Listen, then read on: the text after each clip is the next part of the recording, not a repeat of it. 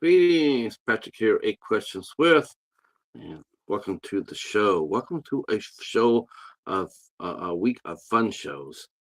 We have three this week, starting off tonight with DJ Patton and Amanda Megan. Tomorrow night, we have Kenyon Tracy will be here with us.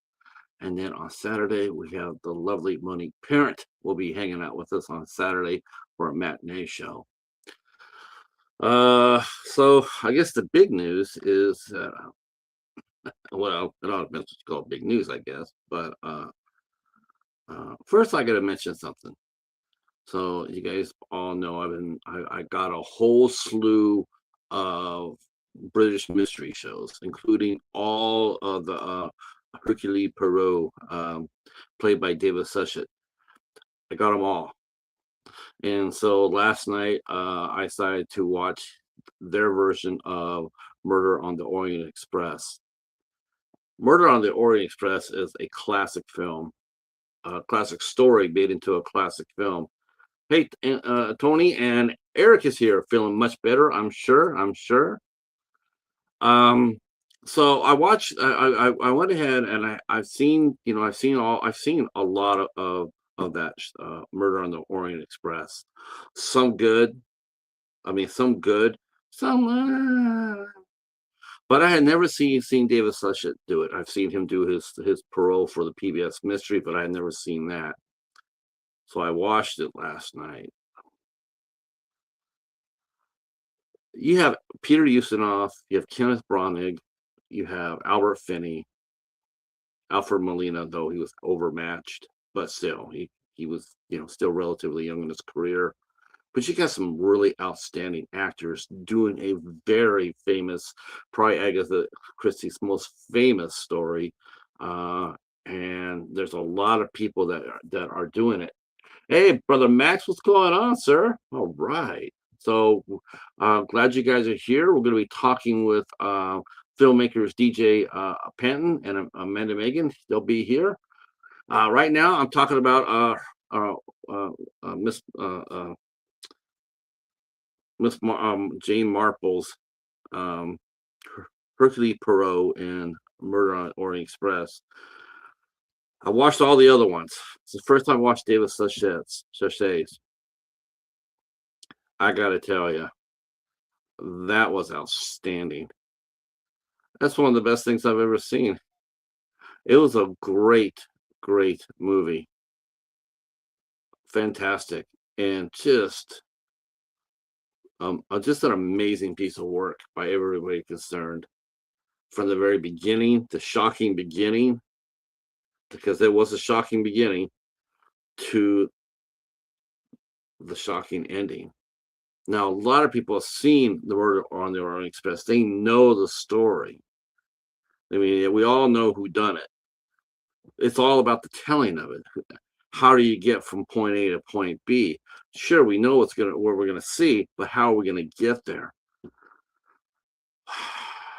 Well, David Suchet got us there, all right. Man, that was so damn good.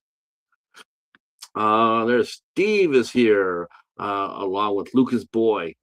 And I guess that's the other story I have to tell. Speaking of Lucas Boy. So I took the cheetah into the vet today, back to the vet. They gave me some medicine to give him to sort of calm him down because he's a firebrand at the vets. So they said, okay, well, let's get him some calming medicine, a sedative. So they told me how much to give him, when to give it to him, and I did. And quite honestly, I thought, the first visit we went there, I thought he was really mellow. I mean, they were able to handle him without any problem. I gave him the medicine. I'm going like, wow, he's knocked out. He's sort of loopy. So, and this is something I just hate. And I'm sorry about this, but I'm just being honest with you. One of the reasons why I don't like going to the vet at all is because of the lack of control by dog owners. Steve's like, what? What did you just say? It's true.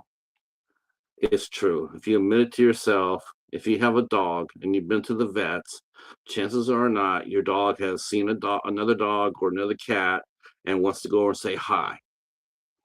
Um, some dogs are happy; they're happy-go-lucky. Some are, they want to see what's up. Dogs may be able to tolerate the vet a little bit better than cats, but cats don't like the vet. They're not eager to go there. They just want to get there, get poked at, and get the hell out.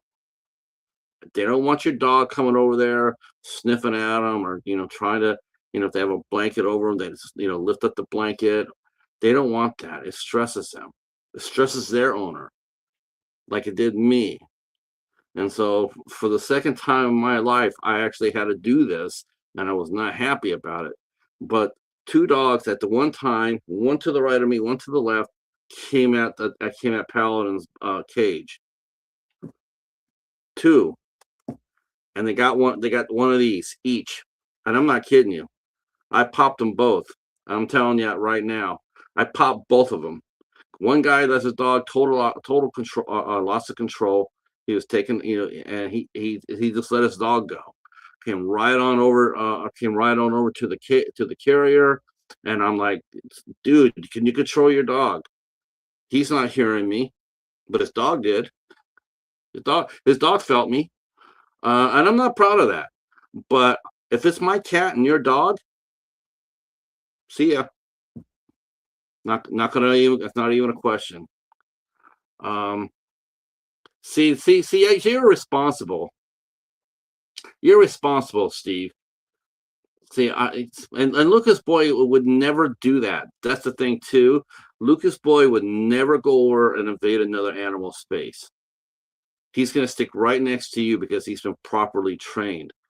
The other woman's dog, I mean, she tried to do a little bit better, but again, all of a sudden, as soon as the other dog came, it was almost like it gave permission for her dog to come over too. Now, and Paladin's starting to meow about that. He's getting upset. And I smacked him too. I smacked that dog too. I was like, and I told her, please don't have your dog come over, please control your dog. Not the first time. And afterwards, after I went to settle my bill, I asked the staff of the vet's office, I said, hey, does that happen a lot? And they looked at me and they shook their head and they said, more than you know. More than you know. And I'm just thinking, wow, that's just terrible. That's just terrible. I only had that happen one other time where the dog did that, and to Lorianne's cat when I took her into the vet, and I had to it's like I had to push it away with my foot. I'm like, dude, could you please control your dog? Get less lead, more tight grip. Because this just stresses the animals out. They have nowhere to go. That's how they feel. They're in that cage. They have nowhere to go. So, Christy, what is your proudest film you've ever done? That's a good question. I know what, I will save that for them, Christy. I will save that question for Megan and DJ when they get here. Hey, Jerry, how are you? Glad you're here. Glad you're here. So that was my misadventure, or sort of misadventure. All right, Melissa's here. Oh, getting the Bigfoot crowd rolling in. I hope that I know that Michael went to Indianapolis this weekend. I think he went there to find us some more Bigfoot videos. But I hope that he comes back. I hope he comes back, and so we can go ahead and check out some more Bigfoot videos, or at least some more supernatural horror. That's what I really love. That's my favorite thing that he does. Is those supernatural shorts. Those are the best. So yeah, that's But speaking of DJ and Amanda, what's really cool about this is that when they came and we set this up, you know what? I wonder. That's a really good question. That's we're gonna have to ask him that.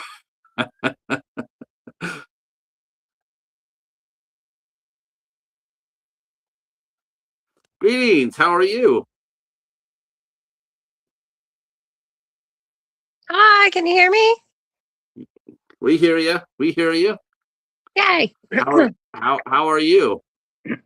I'm doing well. How are you? Good. You walked into one of my channel's recently favorite topics, Bigfoot, and Oh, so we're talking a little bit about Bigfoot. Uh, let's see. We're wondering. We're wondering if you had a chance to get a autograph of a Bigfoot, would you do so, or would that be too scary? no, I would 100% do it. Me too. Me too.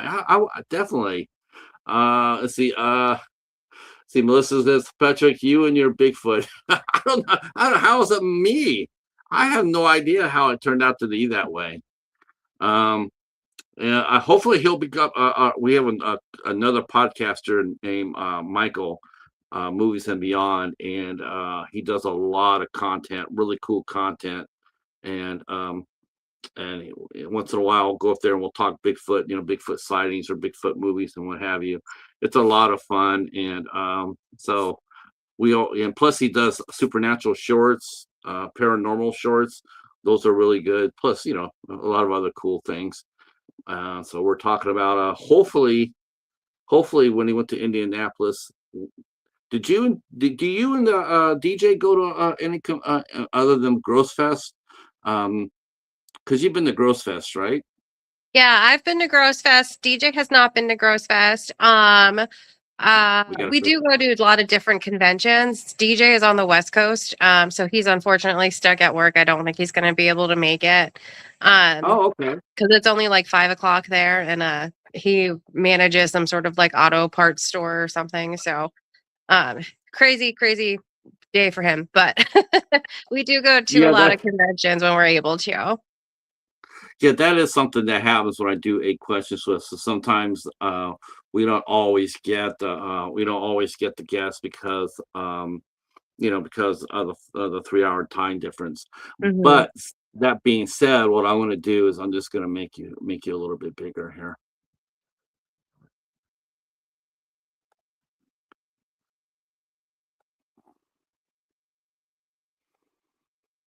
So there we go. So I was looking at Black Sheep right off, like I know it's coming out soon. When is Black Sheep due to be released? So we're actually looking at doing the world premiere in this October, and we're in the process of getting some distribution put together. So by the end of this year is our goal. I looked at Black Sheep, your cast list, and I must say I was going attaboy, attaboy. Uh I was saying attaboy because I'm looking and I'm going like, how many people have I talked to on the cast list here? And I've talked to quite a few people here, and I'm going like, okay, so I must be doing something right because look at all the stars in this movie. Right? Um, yeah, I was totally tickled, and especially seeing Alexis Baca on there. Hmm. Uh, yeah, Alexis, she's a hell of a talent. Yeah, she is. Um, She's fantastic. I personally, I mean, I'm biased, but I feel like our cast was pretty stacked. So, it is. You got the lovely Sandy Johnson, one of my very favorite people in the mhm. whole wide world. And just see who you've had that I know. Laura Ellen Wilson. Yeah, talked to her Mhm. many years ago. And Ann Myrna from Aquastar Films. Yeah, Hell yeah, you can't go wrong with that. She's a tremendous talent as well. Plus she really yourself. is.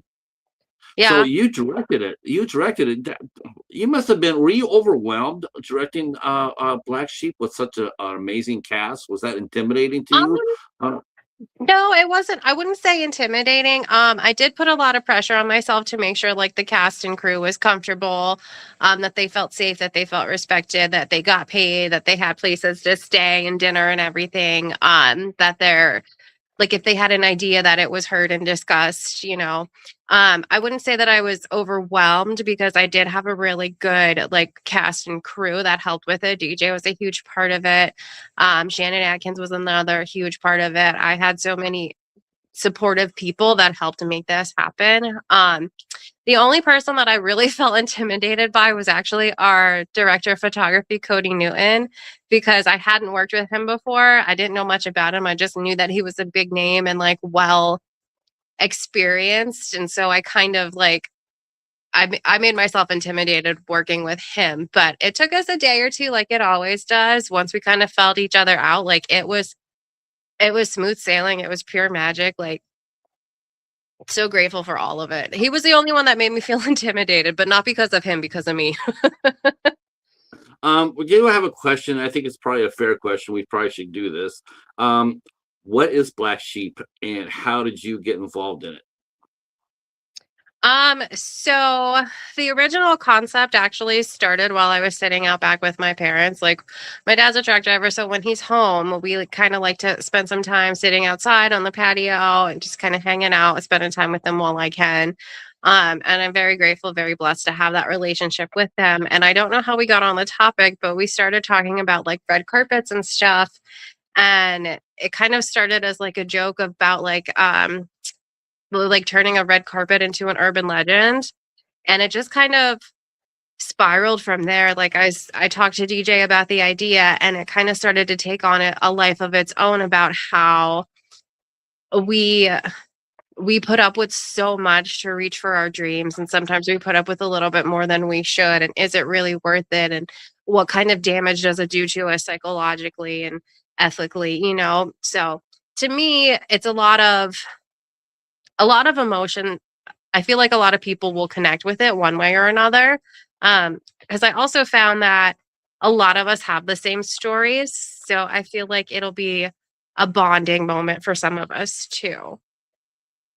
You're not kidding about that. Man, I mean, you think about independent filmmaking, and how hard it is to do. To Mhm. get a film made on a small budget. It's people look at Chris Nolan and the Odyssey, and they go like, wow, that must have just been like crazy. And it's like, how so? I mean, you got $250 million. That overcomes a Yeah. lot of crazy. you know it's like, it's not as crazy as you think.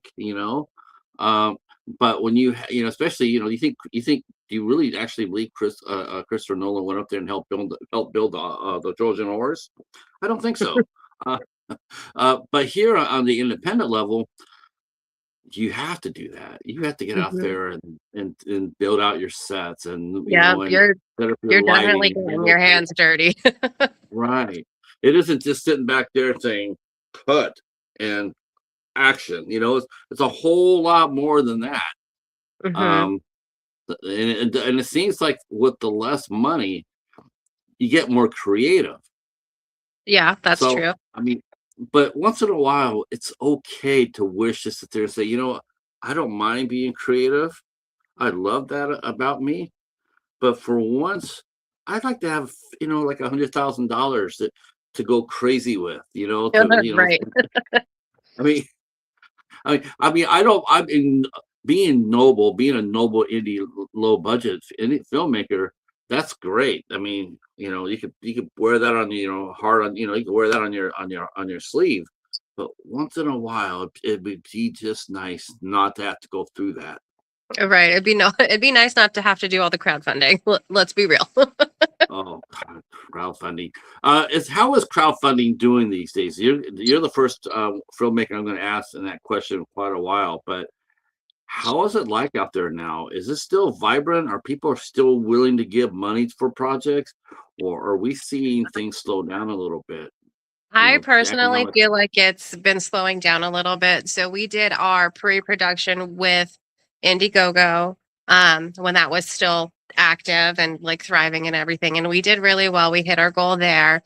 And then we were very blessed to have some investors help us out with the rest of the production. And then we had a post-production campaign. And obviously post-production is well over a year later. I think we might have been at 2 years almost. Mm, And we did that one through Seed and Spark, because at this point, Indiegogo has now taken new ownership or something, and it is a lot more complicated and a lot more difficult to navigate. And there's all kinds of other things. And I haven't seen very many good reviews now that the new ownership has taken over. Seed and Spark was great. We had no issues with them. They gave us a lot of feedback and really helped us launch our campaign and like get everything to where it needed to be before we even put it out to the public. So I highly recommend them. I don't know like the fees and stuff off the top of my head. I'd have to go and look. As far as people donating, I don't really see it being as vibrant anymore. I think a lot of people have just been burnt by, unfortunately, other independent films that haven't come to fruition, or, just bad business where people haven't delivered the perks they promised, kind of thing. I think that DJ and I have a very good reputation for ourselves and for the people we surrounded with for this film, that people, we're still like, okay, no, we'll give it a shot. Here's a couple bucks. I better get my poster, or, whatever. We actually just shipped out a bunch of the perks too. So they are on the way. Yeah, doing perks is that, I mean, just mailing out all the perks right there could take up like a quarter of your budget, thanks to the U.S. Postal Service. Exactly. Yeah. So yeah, you mentioned 2 years. I'm just watching a movie right now that had been completed in 2013, but didn't get the light of day till 2018. Mm-hmm. That's another thing that people don't realize. A lot of times a movie will actually get made, but you need help in getting out in front of the public's eye, and it's like that is difficult as well. It is for sure. Not easy to do. Not easy to do.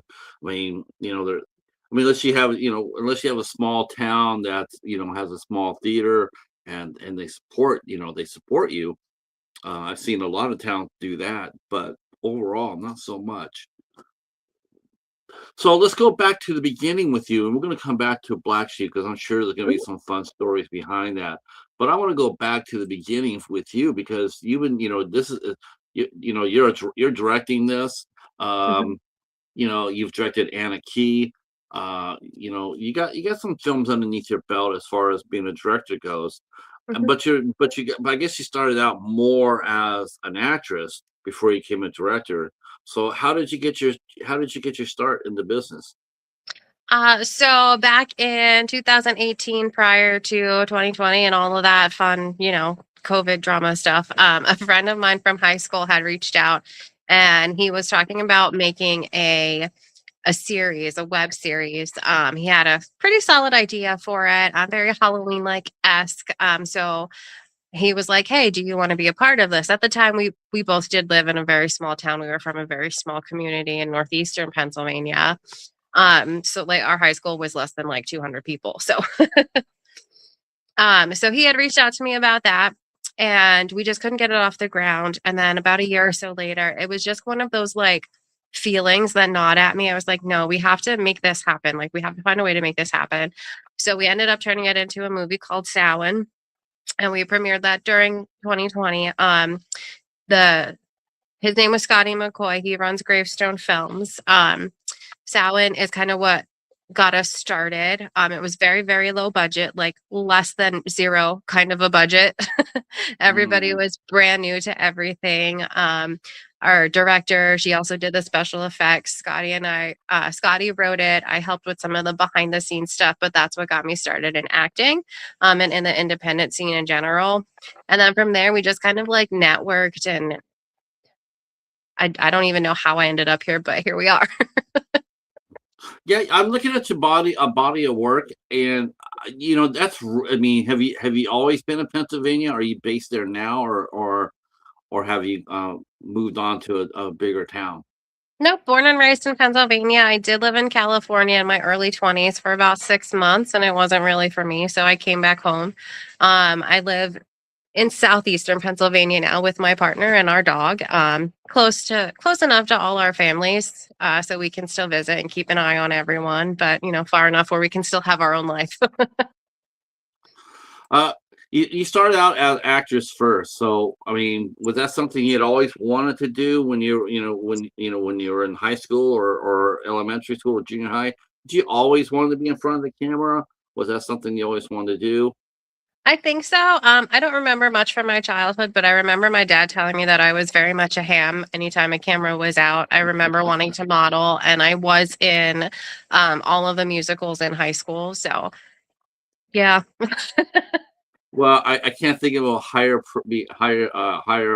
phrase of being praised than you're a ham, because that's like the best. I say that all the time to my cat. My cat is very entertaining. I'll sit there and say, "You're a ham." Hmm. So there you go. High praise indeed.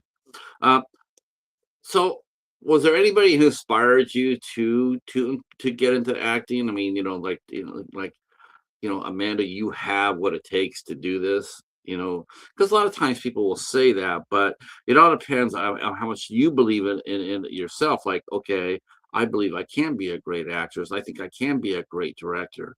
I'm going to choose that. I'm going to go after it. Hmm. Or you might not even know it, but then somebody could come to you and say, you know what, you got some chops. Did you realize that? Do you realize that you're really a natural in front of the camera? Have you thought about doing something like this with your life? Um, and, I and don't well, I don't recall anybody saying anything like that to me, but again, I don't remember much from my childhood, so it is quite possible.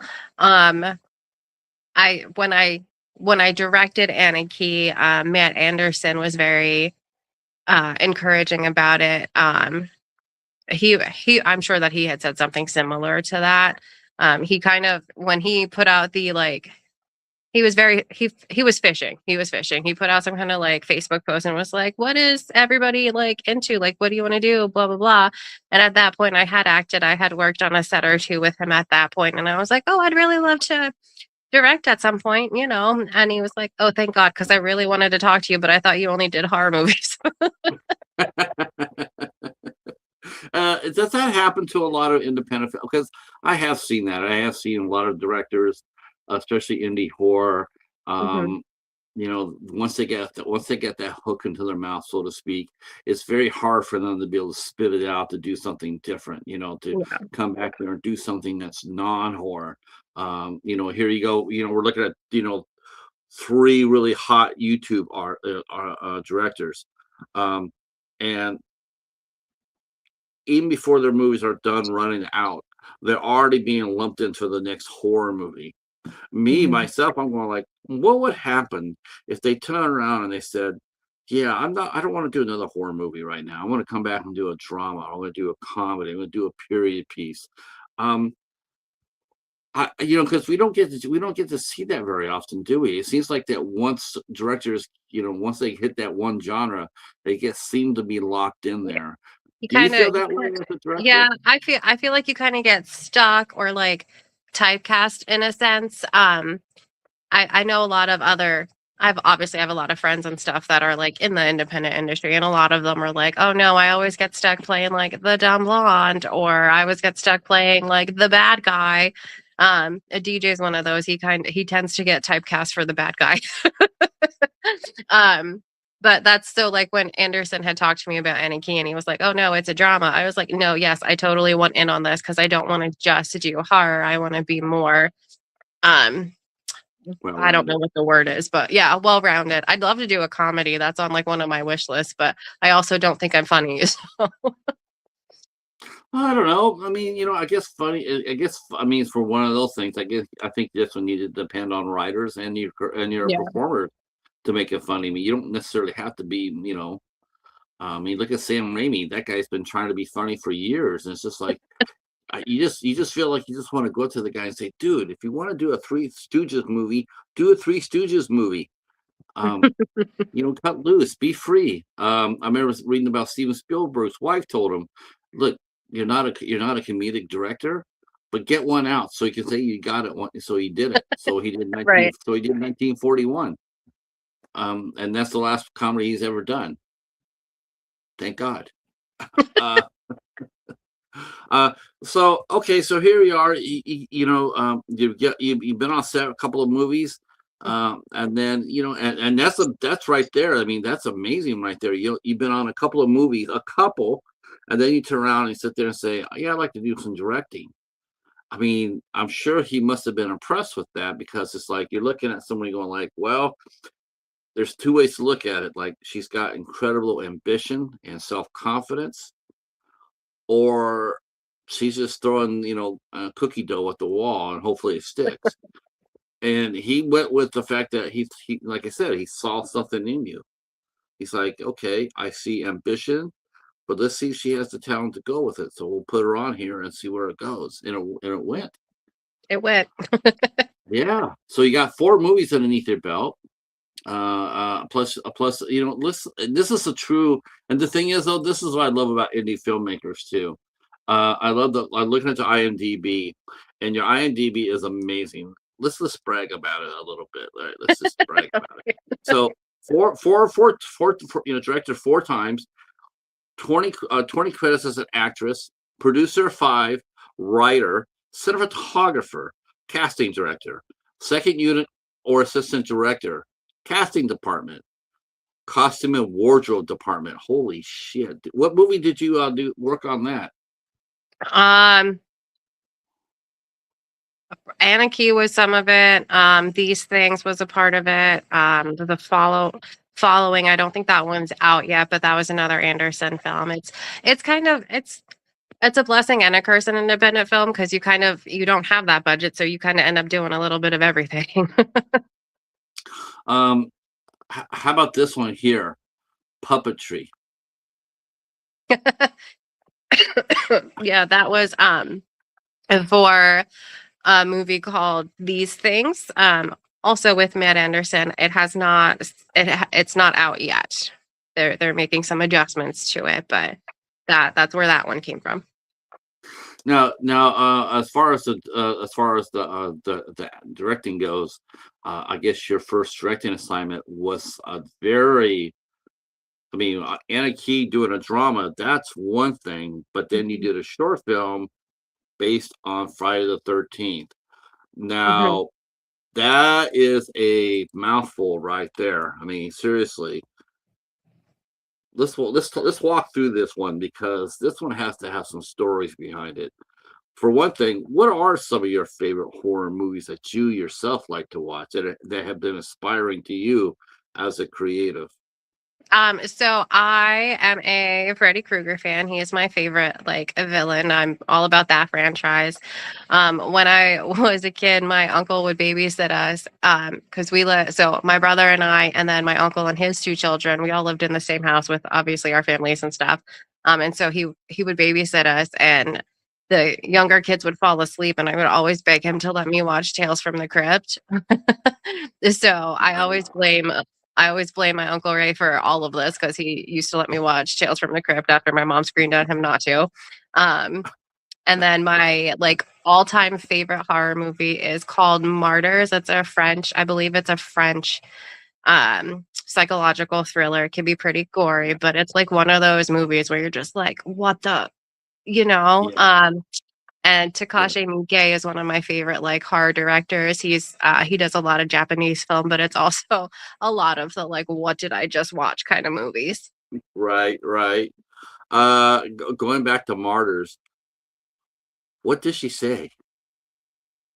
Nobody knows. Damn. I feel like that's the Doesn't point. I feel like it was the perfect way to end it. I doesn't it don't you ever just once in a blue moon you'll be sitting there, watching TV or hanging out with friends, and all of a sudden it comes to you and says, "What did she say to her?" Mhm. It does me too. It lives in my head sometimes. It's like, oh, I love a good foreign film. I love French film. French horror is a freaking amazing. But do you ever watch any Spanish horror? I have not, but I'm open to suggestions.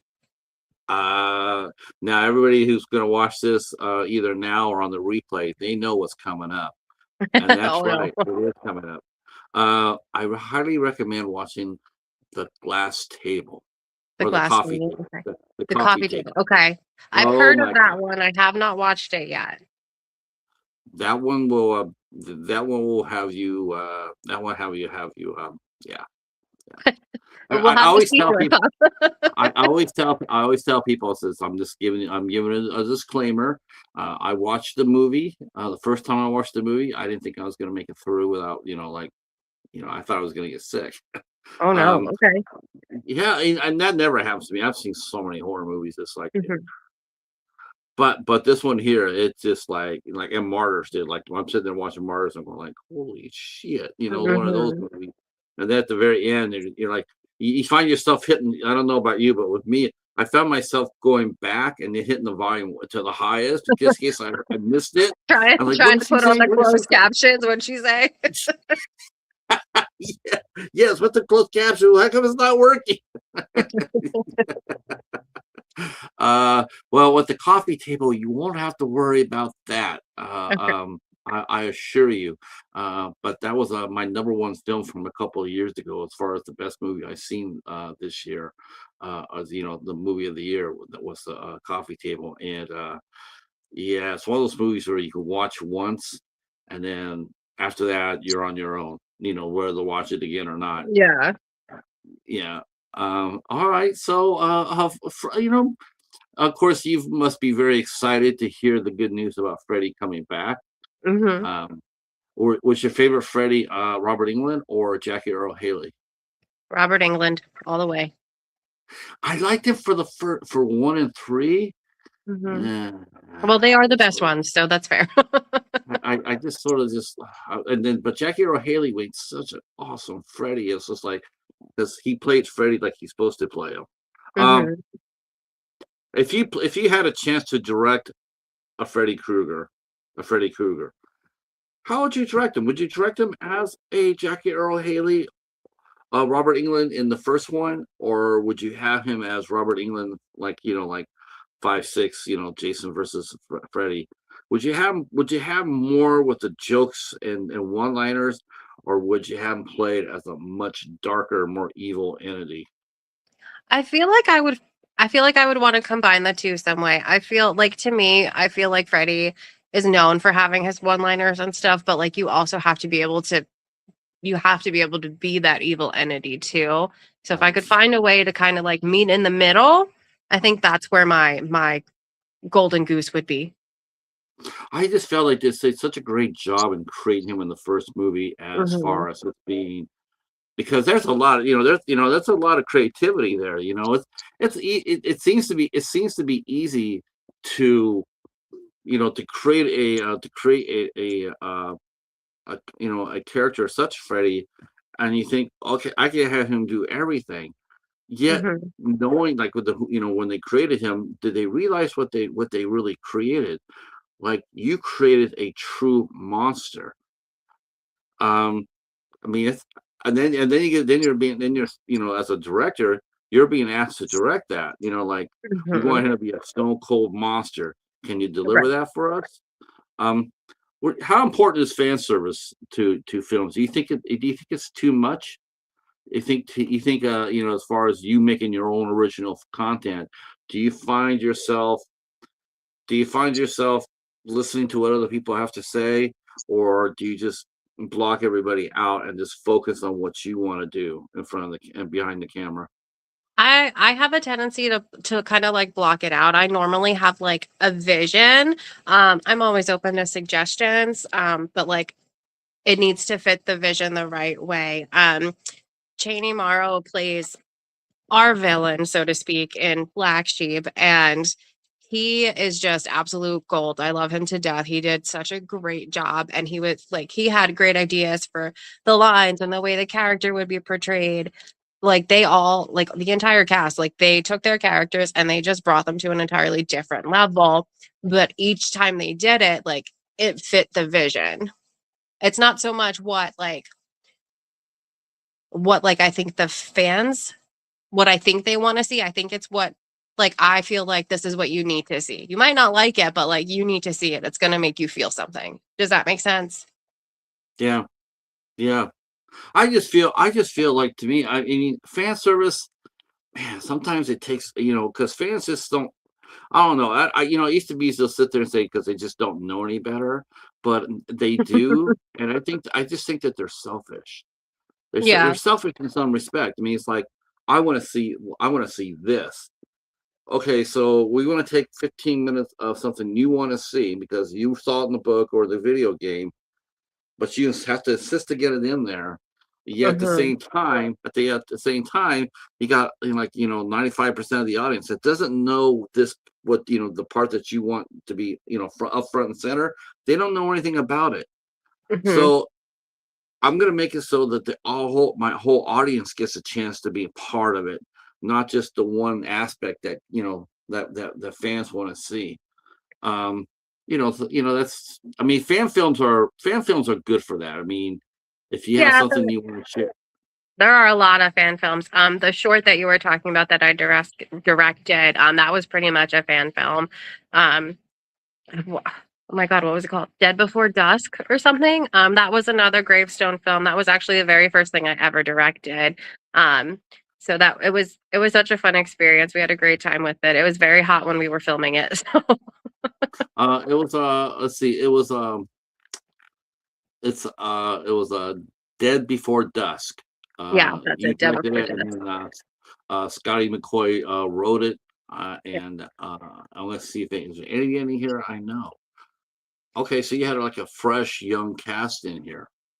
Yeah, they were all pretty much newbies at that point. Yeah. I think so. Carl Miller was actually he worked on Samhain with us. I think he was in that one with us, and then him and Scotty actually just premiered their film called 72. So that's their newest baby that's out. What's 72 about?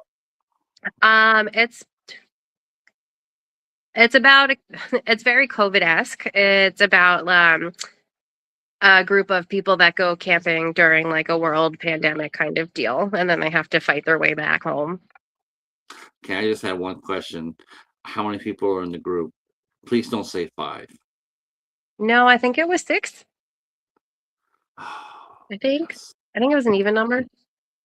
Good. So basically original. Because Mm. don't you get tired of watching horror films where they have five like It's there's always five people five. Why because is yeah, that? why is that? Yeah, it's like and there's always two couples. So no, Mhm. someone's gonna sit on the outside looking in. That just sucks. Five Yeah. friends head up to the why does it have to be just five? How come it can't be six? How come why does it why not four? Why does there have to be a fifth wheel? I mean, what about his feelings? Right.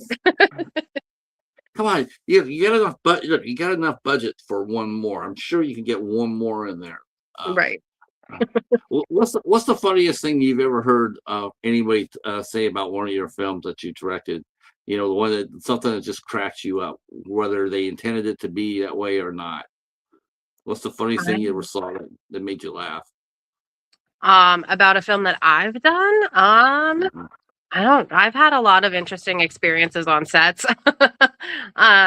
The one on Black Sheep that makes me chuckle, we were in a scene where Shonda's character is like yelling at somebody, and Shonda's from like somewhere in the South, like Virginia, West Virginia, one of those kind of like areas. So she's got a little bit of an accent, but she wasn't playing the character with the accent. And she just got so in the mood that like her line came out very southern, and there was a y'all in there and everything, and like it was perfect, it was great, it was delivered wonderfully. I was just like, Shonda, that was beautiful, except you had a little bit Oh, of the southern drawl in there. Do you want to keep it or no? hey John, a good friend John, a fellow podcaster. How are you doing, sir? Hopefully doing well. Yeah, some of the you just mentioned some of the experiences you've had behind the camera. Um, how are you? In your opinion, how are you treated as a woman? Do they see you as a woman film director, or do they just see you as a horror film director without the gender aspect of it? um I feel respected as a woman. I don't feel like that hinders me in any way, shape, or form. I've never been asked to do anything like that I'm not comfortable with. I've never asked anybody to do anything they weren't comfortable with. I don't really feel like I don't know. I mean, I know that they recognize me as a woman director. Like I have, I don't know. I don't know how to answer that. That's a good question. Hmm. Do you want to think about it for a minute? Yeah. Sure. I don't really feel like anybody like I don't know. Yeah. Obviously, Scotty didn't have any others about it. He went and got you straight away. It's like, all He right, had yeah, no yeah. yeah. Yeah, same Let's with see. that. So Let's see. John's mentioning doing well. How we're doing all right. Not I sure when don't to be a podcaster again. Work has me on the go. Yeah, it'll happen for you once you settle down. Paladin is he's doing all right. I took him to the vet today. My cheetah took him to the pet vet. You have a dog or a cat? You said you had a dog, right? Yep, we have a dog. Okay, so let's talk about this for a second. It's like when you take your dog into the vet, how do you handle your dog when he goes to the vet? Well, I've only ever taken him to the vet one time. My boyfriend normally takes him. Uh-huh. So the dog's name is Reaper. Reaper is a rescue. Joe had Reaper before I came along, and then now that I'm in the picture, Reaper is now my dog. And he's not aggressive, he's not dangerous or anything. He just thinks that everybody is his best friend. So like he sees you and he wants to jump and hug you and lick your face until it falls off kind of deal. So when I take him into the vet, they have us wait in the parking lot until they're ready Uh-huh. for us. And then we bring him in and then he's like, oh my God, new people, be my friend, love me, give me treats. Yeah. So Yeah, that's what happened today with my cat. Was I'm sitting there and these two people are there, and mind you, they were there before me, but I came in there with carrying a cat carrier, and the blanket over it, and mhm. like cat and blanket means like don't means no, no means no, and I sat there, and this guy and this woman both were in there, and the one guy had lost control of his dog, came over straight to the carrier. Oh no. He came straight to the carrier. He got bopped. He definitely got hit. And Mm. the other dog comes out at the same time. He sees the other guy come and says, "Oh, I must go. I'm in on the action too." Oh boy. He gets a pop too. so so they're both sitting there with like, why'd that guy hit us? Because you can't. You have to hold on to your people have to hold on to their leashes a little bit better. They Yeah. can't let It's like, trust me, if the cat owner wants you to play with your dog, he'll tell Yeah. you. Uh, but I asked the ladies from the vet office after they had left and I was being checked out. I said, "How often does that happen?" And they just looked at me and one shook her head and the one says, "More than you know." And because it Mm. was, yeah, I was just really bummed out about that. But my good friend Steve, he says that he takes this dog who is just an absolute joy. He takes his dog outside to the parking lot too, and he waits. His dog's a good boy. His Yeah. boy. Yeah, he wouldn't come over there and do anything like that. A very well trained, Yeah. very well trained boy. Um, yeah, there's a horror film right there. The the Right. the the, the vet's office. You're inside the vet's office. Now you got to get out, and Hmm. you have four friends that help you. Right. It was easier to get Right. in the vet than out of the vet for me. So that tracks. Um, Yeah, you know what though? I find movies like that. You ever find movies that are supposed to be horror movies, and you find out and you watch them like Martyrs. Martyrs supposed to be a horror movie, but did you really feel a sense of horror, or did you not feel a sense of sadness in that watching that movie? Mostly, definitely the sadness, the despair, like Yeah, the curiosity, the what yeah. if. For me, it was more psychological, not so much like, oh my God, that was so scary. Right, right. I think a lot of times movies like that they get lumped in that horror, the horror, label, and they're Hmm. not really horror at all. Um, like movies like I talk about a lot because when I watched it, like when we all watched it, we all thought it was a horror movie. But then once we became adults, we look at it and go like, "Oh, it's a horror movie, all right," but not in the way I remember it. And Right. that was like Cujo. Hmm. Cujo is freaking sad as hell, Hmm. and not because of the kid, because of the damn dog. The I, dog, I, yep. I, I yeah, I just the dog. I'm just sitting there going like, that's just so wrong. That the dog would have never. It's like he's the victim. He really is, and it's just horribly sad. Yeah. Um, what movie has inspired you the most as a director? Like, as a director, what has gotten you to like this is the type of movie I'd like to try to make? You know, Uh, would you attempt to try something as big as Martyrs, or or something like that? Would that be something that you feel like would be in your wheelhouse? I would love to do something like that. It's funny actually because when we brought Cody on board, he said to us, he was like, pick 2 or 3 movies that are like your dream movie to make. Um, like the kind of like vibe, the feel, the colors, like all the things. And I had told him Martyrs was one of mine. I mentioned 2 or 3 other ones, but Martyrs was my big one. So we did a lot in that style. Um, so yeah, that was definitely one that inspired me. I do think a lot of it too depends on like the film that I'm making because obviously Annie Key I didn't want in the Martyrs style. Now, Black Sheep though. Black Sheep's not a horror film though, is it? It comes across more as a thriller suspense type, maybe a Yeah. film noir. It's more like Now, a revenge thriller, I would say. okay, who doesn't love that? Who doesn't love a good revenge thriller? Right. A little bit of woman empowerment in there too, just for good measure. Right, right. Now that's something different that we haven't talked about yet. Talked about horror, talked about drama, but I love a good thriller. Hell, who Mhm. doesn't, right? I mean, when it's done right, it's exciting as hell. Um, but did you watch a lot of thrillers when you grew up? Because or was horror mostly your bread and butter? I feel like it was mostly horror that was my bread and butter, but like I'm sure that there were thrillers. I might not have recognized that they were thrillers that young though. You know what I mean? Like when I like if I were to rewatch some of them, I feel like I might have a different thought process now. Okay. Now, I guess we should talk a little bit about a couple of creators in your life that are important. One would be Scotty McCoy. So, Mhm. how did you meet him? How did you meet him? And did you know who he was before he knew who you were? We had gone to the same high school, so I knew the name, but like I'm sure that we had crossed paths and stuff, but like we weren't super close. We were on Facebook and everything together.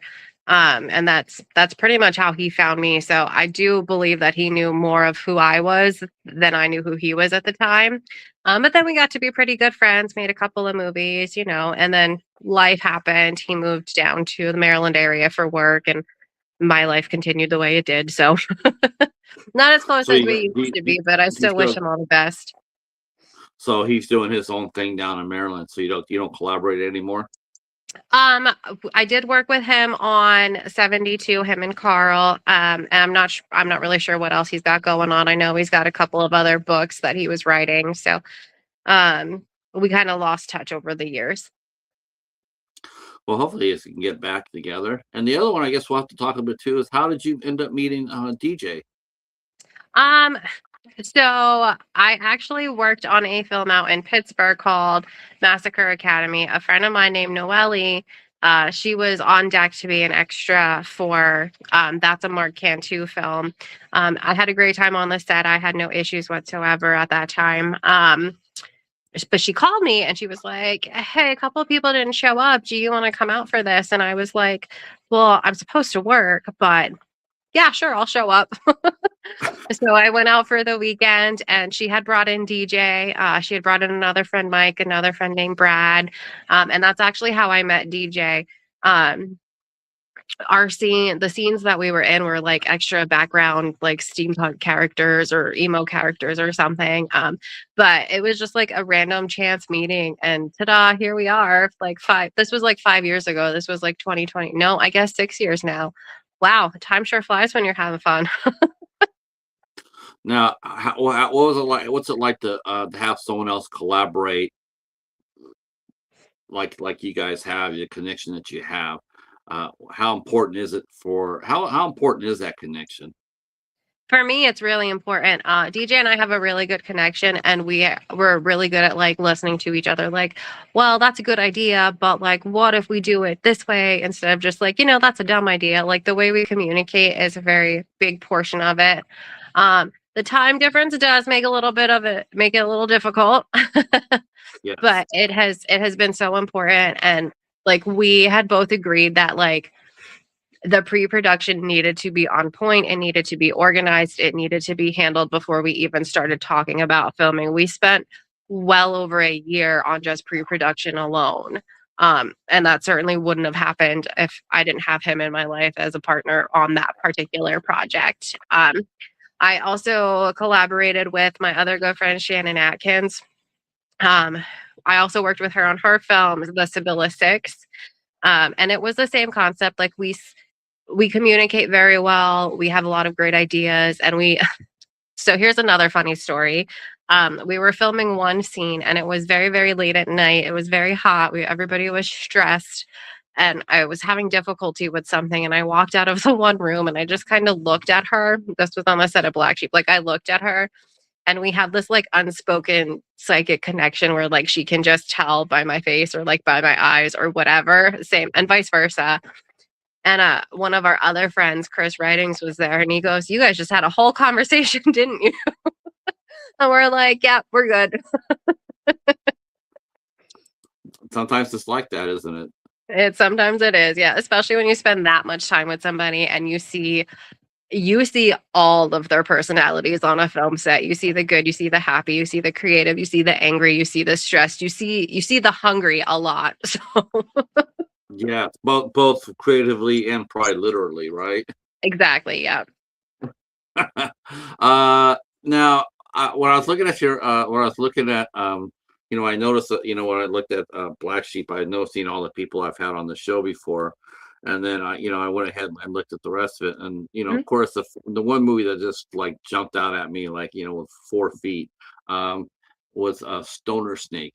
So how did you get involved with Daryl and Stoner Snake? So that has actually been the most fun set that I have ever been on. So Daryl, I don't even know how he found me. I think he might have found Shannon first, and Shannon was like, "Hey, you need to reach out to these people too." And he had sent us all a script, and the script is just ridiculous, but it was so fun. And we filmed it remotely with our little like group of people. Um, there was like a good maybe 10, 15 of us involved in this like one scene. So my character is interviewing people after an incident, and it's the people are just wild, and they're saying some wild things, and my character is even she's a little wild too. But like it was just so fun because we were like Daryl was very much like, no, just do your thing, take it like take your creative energy and just make it good. Just do it. Make it funny, have a good time, and then send it to me. And so we did. Yeah, he's a great guy. I like Daryl a lot. I have a lot of Yeah. respect for him, and I love that movie. That movie was so much fun. Yeah. He says, I'm, I'm gonna, I won't be happy until I hear someone say I made the worst movie ever." And so It then he wasn't sent it to me. He sent it he to me got on some one. of those. Yeah, he sent me the movie, and after I watched it, I came back and said, "I can tell you one thing. You're never gonna get that. Get what? Mhm. People think you're the worst movie ever because you're not. Because that's an awesome movie. Yeah, I had Definitely, such a good time. Highly recommend. Would work with him again in a heartbeat. I hope that I get yeah, to meet him in person someday because he's just a super cool dude.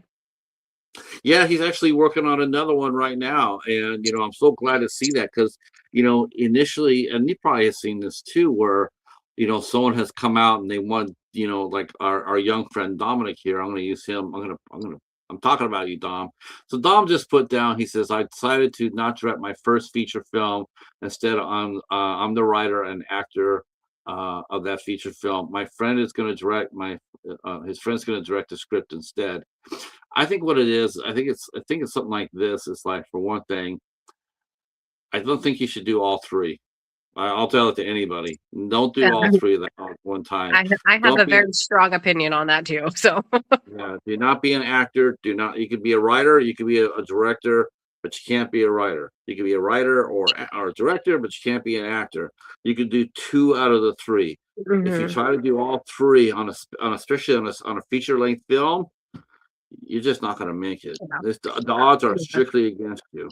I Now, literally now, will not if somebody offers me like a an opportunity like that, I literally tell them, "No, I will not do it. You need to pick one or the other. I will not direct and act."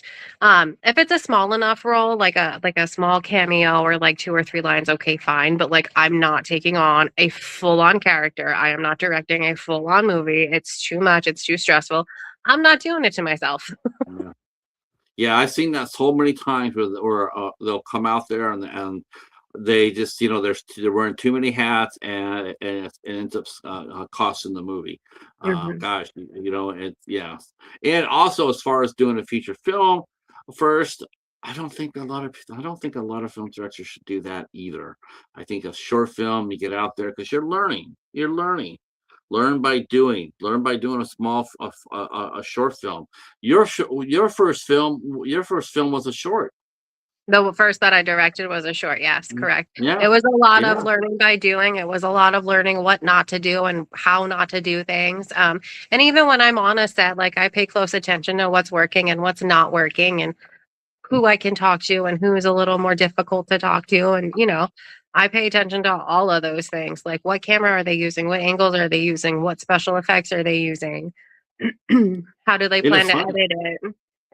it's funny too, is that when you first started your like now, I mean, you have enough skills in your toolbox that I could see why someone would walk up to you and there and ask if you could do all three. Because I mean, you look at your resume and you're at home anywhere on the set. I mean, you can do anything that just pretty much a lot of people like you look at look what they've done. They'll say, I was a director. Yeah, but do you know how to location? Do you know how to do location scouting? No. Do you know how to do wardrobe? No. Do you know how to do stunts? No. Do you know how to do anything else other than say, roll and cut? Mm. Then to me, you're but yet at the same time, what's that famous line? A man's got to know his limitations, and that's what it's like that with a filmmaker too, right? For sure, absolutely. I will say that I am not at home anywhere on a set. I do not know like the technicality parts of it. Like I'm not great with cameras and lightings and stuff. I leave that to other people who are better versed at it. And I will say that, directing is, I'm sure everybody knows this, but like it's more than just saying roll and cut. It's how do you want this scene to feel? Where do you want this angle? Is it going to be more intimate? What color? Is it a warm scene? Is it a cold scene? Like there's so much that goes into every second of every film. Like, and again, that's why I say don't do it all. Right. Let's see. Dominic says here, I'm more of a writer than a director. So my friend is directing the feature. Instead, I don't mind just being a writer. I'm only doing two roles in the feature film. I'm doing the writing and the acting. That's all. I'm not going to do all three things at once. Well, Dominic, I'm glad we were able to help you straighten that out, my friend. Smart move, Dominic. I See, support yeah, this. see, that's right. Dominic comes in, we change his life in 5 minutes. That's right. Uh, um, no, he's a good guy, and I can't wait for him to actually sink his teeth into a short film and get rolling on it. But hell, even short films take a lot of energy to Mhm, line up the stars, isn't it? I mean, you think of a short mhm. film and going like, "Wow, what's that?" It's like you shoot a 12-minute movie. That should only take you a couple of days. Not so fast, right? No, I think for Dead Before Dusk, I think we shot everything in 4 days, and then it took us about another 3 days to put everything together to even start editing. And then I'm not sure how much time we had spent on the casting and how long it took Scotty to write it, but like I'd say overall, at least you're probably looking at least a month because everybody still had jobs and everything too. So it's not like we could just go balls to the wall for 4 or 5 days anyway. So we had to spread it out to make it all happen.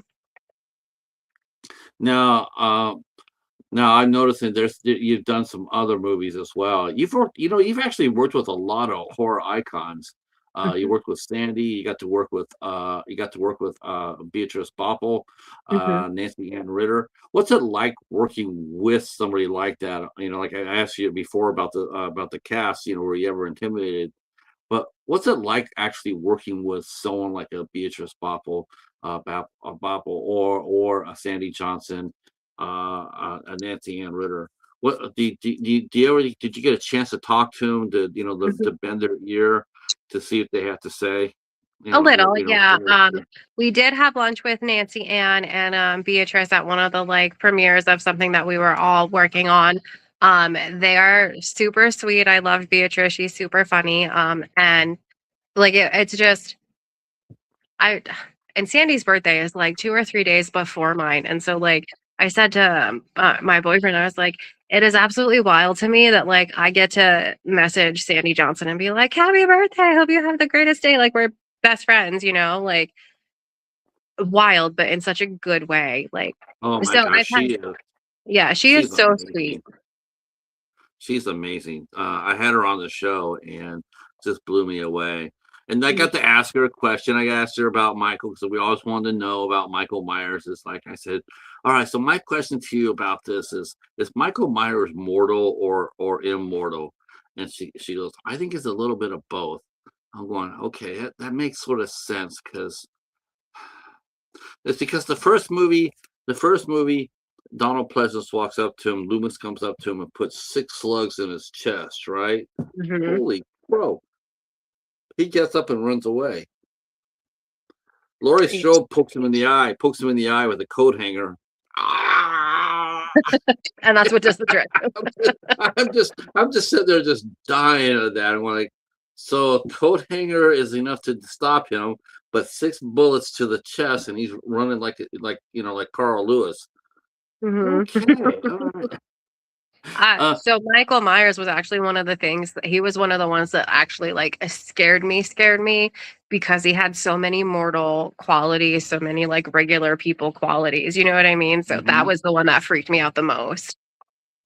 Yeah, yeah, yeah. I mean, it's interesting. It's interesting to see what he is. Of course, the last trilogy didn't help him any. You really don't know. They try to put some mystery behind it. Whereas Jason and Freddy, they're supernatural all the way Mhm. through. We Yeah. know this, but Michael, they're trying to sit there and say, well, is he or isn't he? And it's like, well, you know what? He has to be because if he wasn't, I think we figured out that by time Halloween Kills came or Halloween Ends came by, his character was like 80 years old, 80 Yeah. or 82. Yeah, At like least. so. Yeah, so if he's not mortal, he ain't doing nothing that you're showing here on the screen. There's no way he's Mhm. doing any of that. So obviously, but Sandy says no. He's half. He's definitely there's some supernatural in him. I'm going like, yeah, that makes sense now that Sandy Johnson has explained it to us because no Right. one else could. Yeah, no one else knew. But thank God we had Sandy to answer for it. um, so let's talk a little bit. Let's talk a little bit about the main event because we definitely. I'm sure there's some stories behind here, but let's talk about Black Sheep because I was reading the synopsis for it. It says follows Lucy, an aspiring actress navigating the ruthless entertainment industry. She confronts moral dilemmas as she pursues stardom, questioning her limits for success. When I read that, the one movie that came to my mind, see if you can guess the movie. What movie do you think came to my mind when I read that synopsis? Maxine? Yeah. There we go. Yeah. Okay. So is that a fair assessment? To an extent, yes. This is not so much in the yeah, that there are similarities, yeah, for sure.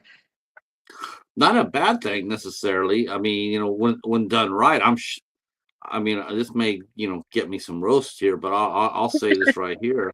Without seeing Black Sheep, I'm already sure it's 100% better than Maxine was. Aw. I'm sure of that. I don't have to like go into much detail, but Maxine, that thing. Talk about a movie that got really, way too many hands in the pie. Mhm. That's one good thing about independent films is that you don't have that a lot, right? Most of the time it's just you, maybe a couple of producers, maybe, and that might be it as far as that goes.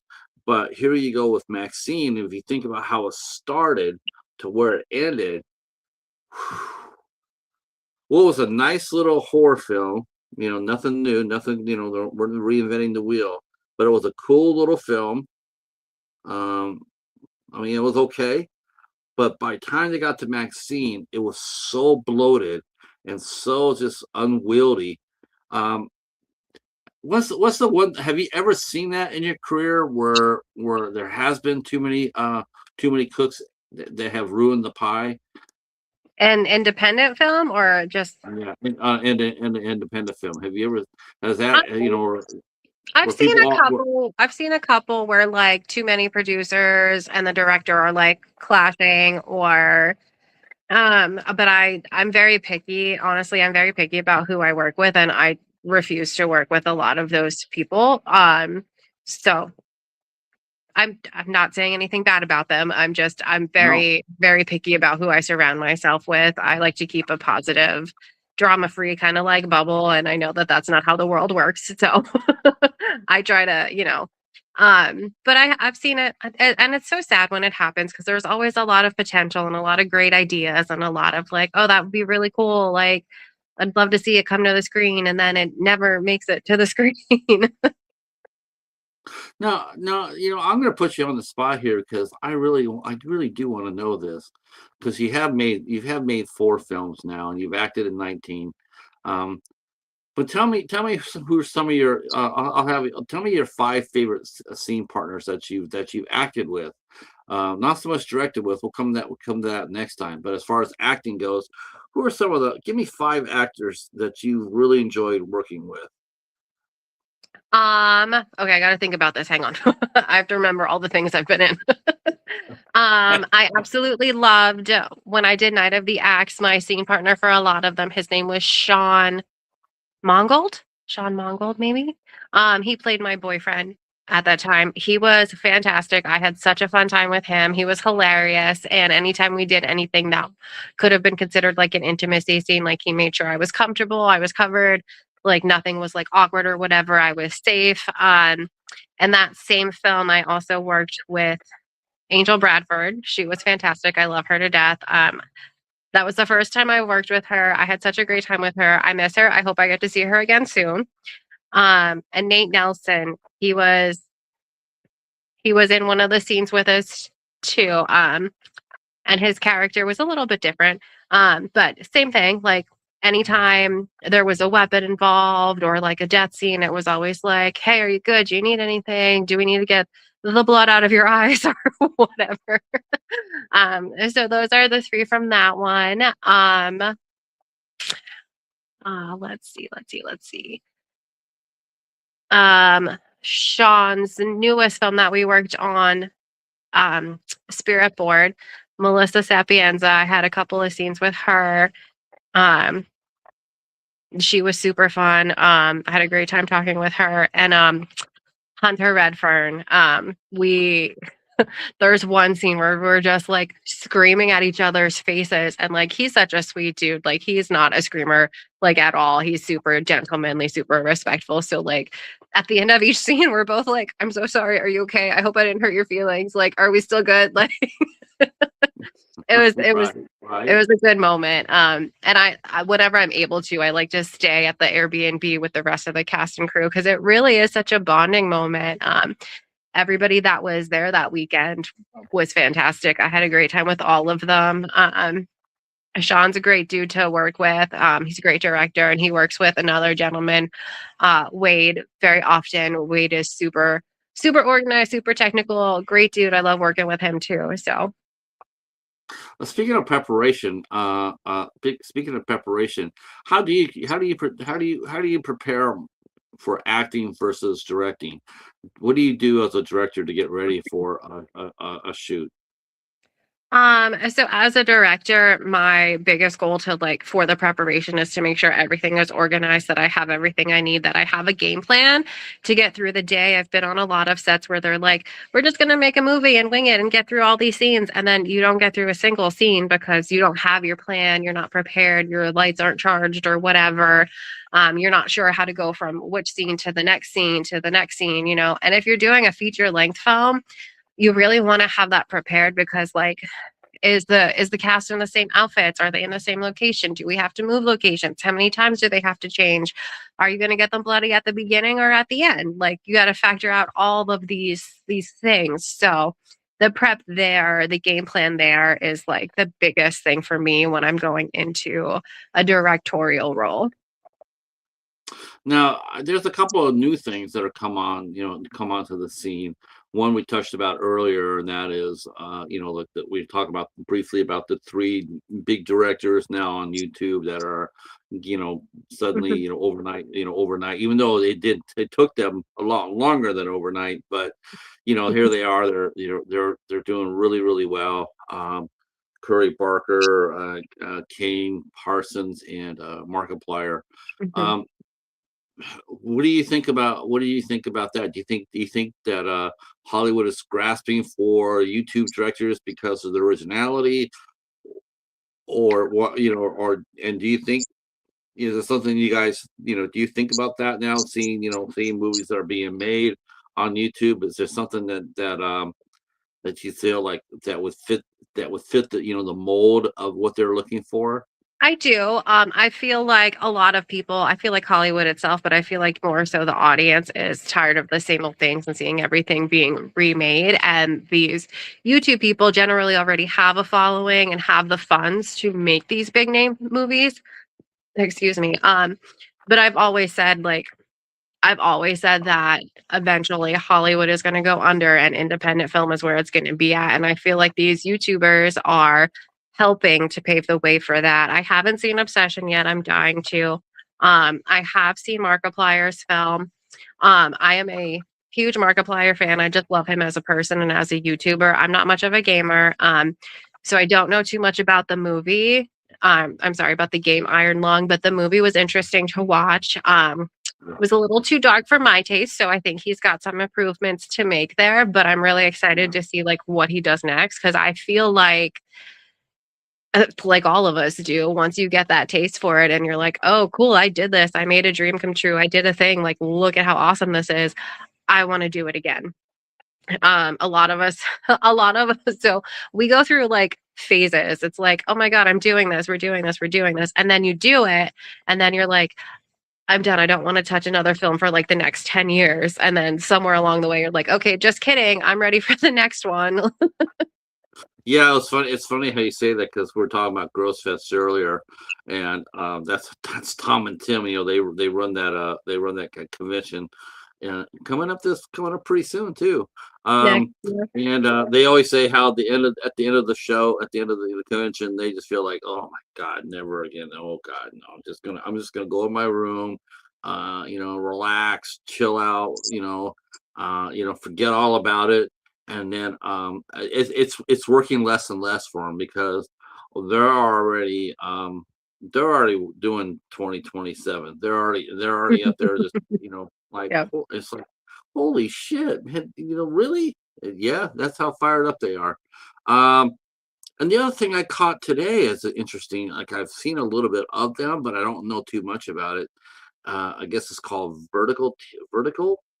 I guess it has to do with your phone, where you, like, right now my phone is horizontal, but I guess with vertical, you watch the movie like this, and Oh, that's it's interesting. Okay. yeah, I don't know that. I mean, I guess they do it sort of like a soap opera. They do it, where it's like 3 to 4 minutes per Mhm. little episode. And to me, I don't know how. I guess what I think how it works is they probably shoot the movie, and then they edit it down to like 3 or 4 minute segments. That probably makes the most sense. I feel like I couldn't justify spending like 4 weeks on like just 5 minutes. You know what I mean? Right. I just sitting there going like, okay, so like you tell people with phones like have to watch it like this, Mhm. and that's the whole thing is and it's like and they got people. Hi, good boy, how you feeling? He came over to say hi. Oh. Um, yeah, he's been sleeping most of the day because I had to give him a sedative before I took him in, and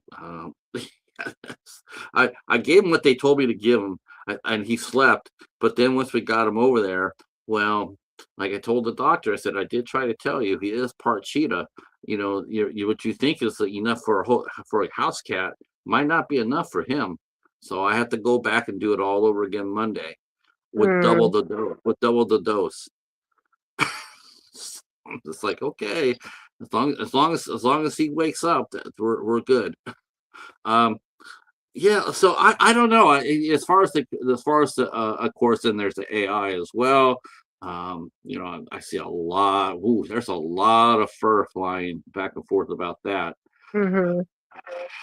But I'll ask you for your opinion about it. What do you feel AI is? Is it a are we gonna be just seeing it regardless of what we care about? I mean, to me, you respond with your wallet. If you don't want to see Right. it, don't buy it.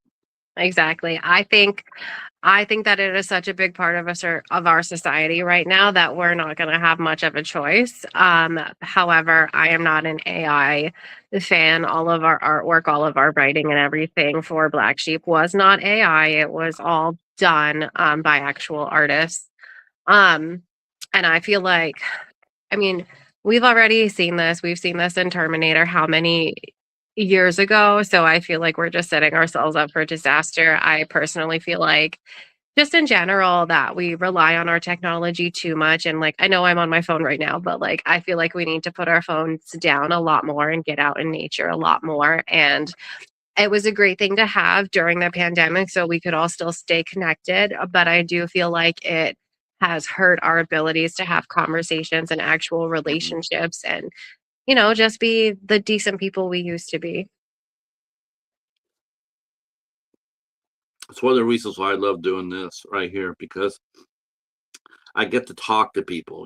That's the thing that's really enjoyable to me. Is I do get to talk to some people like yourself, and it reminds me that I still have a voice because you're right. I mean, like there's not a lot of people who know how to talk to anybody. Like, I was thinking about that today when I was driving home, because I was like, wow, I was sort of short, but then again, it's like in regards to how I handled the incident with the cat, but it's just like, wow, because I reacted so, but I did ask, and that's like, it's like they just ignored me.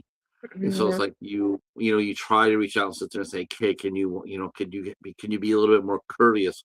And then people just don't listen. And next thing you know, it seems like you have to bark at people in order to get them to hear you. And I don't like that. And I don't like that in movies either. I don't like the idea of that happening, being clubbed over the head with certain things. I like and I also thought this was funny too. I was reading about they're making a new Lord of the Rings movie. The real protest shouldn't be that Andy Serkis is making a movie that's all Caucasian. They should be barking at the fact that they're even making it at all because it's like the Mhm. story's over with. If the story's over with, there's, I mean, I don't understand how you can sit there and stretch this out. Looking for Gollum. We know where Gollum was. We, You're right. And but I feel but like it but goes but back to like the whole like nothing's original anymore. They're all just like kind of scraping at straws or remaking stuff or doing this kind of weird thing. So it is totally weird, but he got roasted for it because he's using an all Caucasian cast. yeah. On the other side, then you hit Christopher Nolan, who's all of a sudden he's being attacked because his cast was too diverse. I just, You just just can't. The bottom line is you can't make everybody happy. You just have to do no, what is best for your art, for your film, and somebody somewhere is going to complain. Somebody's not going to like it. But it's do you care? How much do you no, care? Like no, not really. so uh, you know, Shonda is our main character in a film called Black Sheep, and our cast is mostly Caucasian to my knowledge. We do have a lot of other like background extras that are a little bit more diverse. But somebody asked me one day, they're like, "Well, did you give her this role because she's black?" And I was like, "What?" Like that never even crossed my mind. Like I gave her this role because I knew that she they would earned it. crush it and bring it to life. Like the to me, and it's unfortunate that like skin color is such a thing, but like I don't see her as, not that I don't see her as a black woman, but I saw her for her talent. You know what I mean? So Oh, I look at Alexis, and Alexis is amazing. I was hooked on your movie. I was hooked on Black Sheep as soon as I saw her name. Even though I've talked mhm, to Sandy and whatnot, but as soon as I saw Alexis, I'm going like, oh, I got to see this. I really want to see this. yeah, Because because I talked to her. She's extremely talented, she and is. I'm so happy to see her. And it was like I was very excited too when I saw that. And then and then I saw that you guys were working with Daryl, and I was like, okay, I definitely I can't wait to talk to DJ and yourself. Yeah, Because like if they have enough taste to work with with this type of talent, they definitely belong in Eight Questions with. Um, yeah, that's for sure. Okay, so what's next for you? Like you said, you hopefully get Black Sheep out end of the year. So what's next for you? What are you working on now? Huh. Peace and quiet. Oh, um, so so we have, my goal right now is just to get Black Sheep out to help Shannon get Sibylla 6 out. Because those are both our like they're our babies, they're our projects, so we want those out to the public. But it was a very overwhelming couple of years between her film and my film. And so I was like, this year, I just kind of want to take a step back and spend time with my family and my loved ones and get these films out. Maybe focus on writing a little bit more. I do still work like 2 full-time jobs. So, because I'm a crazy person like that. So right now, I'm just kind of stacking the cash and enjoying life. But it is not the end of me. You will still see and hear more from me, I promise. good, good. Lady Valerie in the house. Uh, and you just got. Oh my gosh, I'm sure you guys were busy today. It was a nice day here in Michigan, though. It was like 57 degrees here. It was like what? But then we're supposed to get summer back.